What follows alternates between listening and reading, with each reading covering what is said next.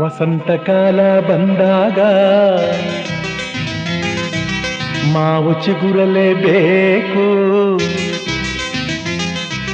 ಕೋಗಿಲ ಹಾಡಲೇಬೇಕು, ಕಂಕಣ ಕೂಡಿ ಬಂದಾಗ ಮದುವೆ ಆಗಲೇಬೇಕು, ಮಂಗಳವಾದ್ಯ ಮೊಳಗಲೇಬೇಕು.